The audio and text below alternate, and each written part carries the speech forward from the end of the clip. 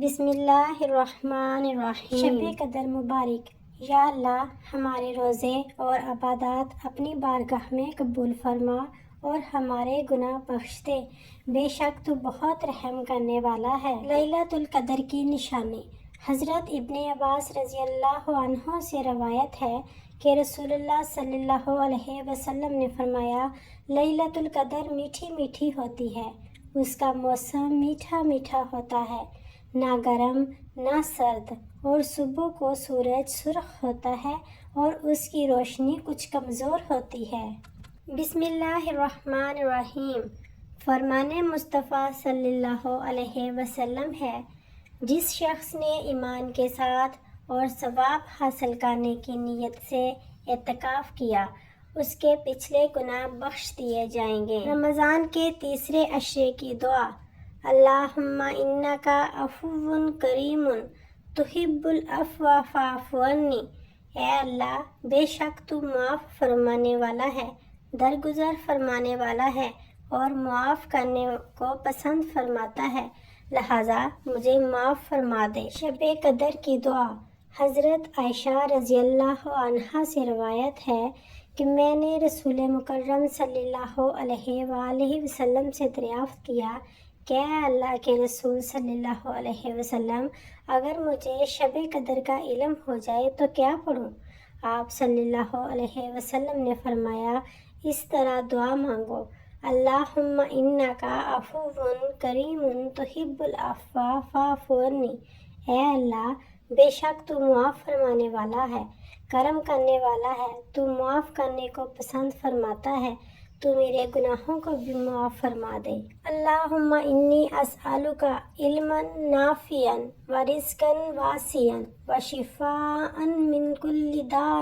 اے اللہ، میں تجھ سے نفع بخش علم، وسیع رزق اور ہر بیماری سے شفا مانگتا ہوں۔ نبی کریم صلی اللہ علیہ وسلم نے فرمایا، جس شخص نے مومن ہو کے محض رب سے اجر پانے کے لیے ماہ رمضان کے روزے رکھے اور راتوں کو قیام کیا، اس کے پچھلے سب گناہ معاف ہو جاتے ہیں۔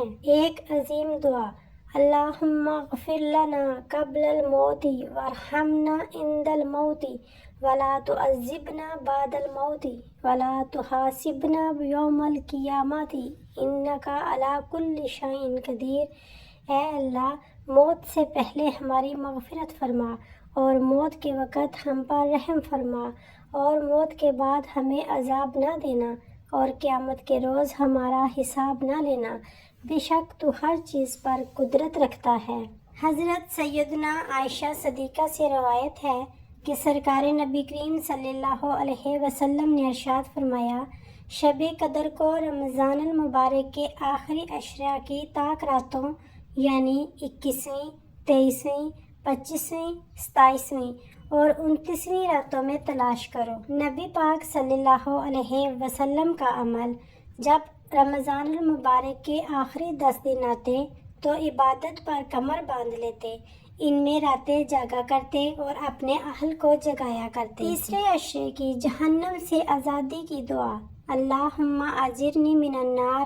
اے اللہ، مجھے نار جہنم سے محفوظ فرما دے۔ روزے کا مقصد سحری اور افطاری کی فکر و اہتمام کی بجائے قلب و نفس کی پاکیزگی کا اہتمام اور فکر ہے۔ رمضان صبر کا مہینہ ہے اور صبر کا بدلہ جنت ہے۔ فرمان مصطفیٰ صلی اللہ علیہ وسلم ہے، اگر بندوں کو معلوم ہوتا کہ رمضان کیا چیز ہے تو میری امت تمنا کرتی کہ پورا سال رمضان ہی ہو۔ ربی حب لی حکما والحقنی بالصالحین۔ اے میرے رب، مجھے حکمت عطا فرما اور مجھے صالح لوگوں میں شامل کر دے۔ فرمان مصطفیٰ صلی اللہ علیہ وسلم ہے، روزہ دار کا سونا عبادت اور اس کی خاموشی تسبیح کرنا اور اس کی دعا قبول اور اس کا عمل مقبول ہوتا ہے۔ ربنا فاغفر لنا ذنوبنا وکفر عنا سیئاتنا وتوفنا مع الابرار۔ اے ہمارے رب، ہمارے گناہ معاف کر دے اور ہماری برائیاں دور فرما اور ہمارا خاتمہ نیک لوگوں کے ساتھ کرنا۔ اے پروردگار، زندگی میں اتنا اداس رمضان آج تک نہیں دیکھا، یا اللہ وہ پہلی والی رونقیں دوبارہ عطا فرما، آمین۔ قرآن اور روزہ دو بڑے سفارشی۔ رسول اللہ صلی اللہ علیہ وسلم نے فرمایا، روزہ اور قرآن بندے کے لیے سفارش کریں گے۔ روزہ عرض کرے گا، رب جی میں نے دن کے وقت کھانے پینے اور خواہشات سے اسے روک رکھا، اس کے متعلق میری سفارش قبول فرما۔ اور قرآن عرض کرے گا، میں نے اسے رات کے وقت سونے سے روکے رکھا، اس کے متعلق میری سفارش قبول فرما۔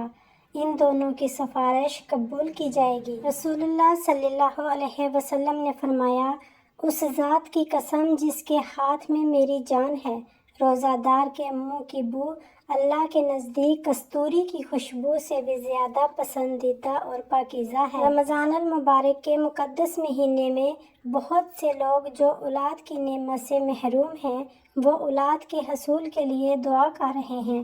یا اللہ سب کو نیک اور صالح اولاد دے، ایسی اولاد دے جو ان کی آنکھوں کی ٹھنڈک بنے۔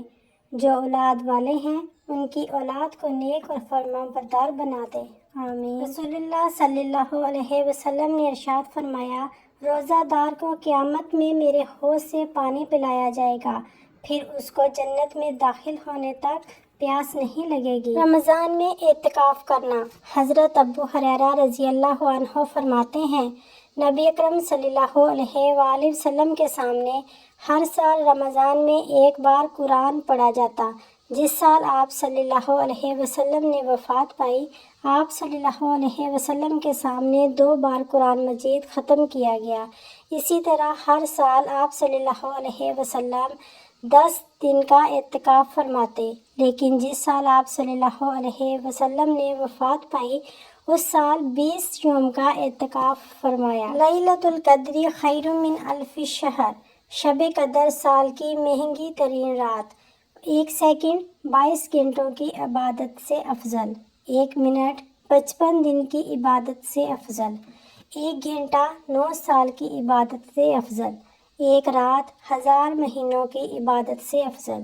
لہٰذا ایک سیکنڈ سے فائدہ اٹھائیں اور آخری عشرے کی ہر طاق رات میں اللہ کا ذکر، قرآن کی تلاوت، استغفار کی کثرت، تہجد، صدقات و خیرات اور خوب دعاؤں کا اہتمام کریں۔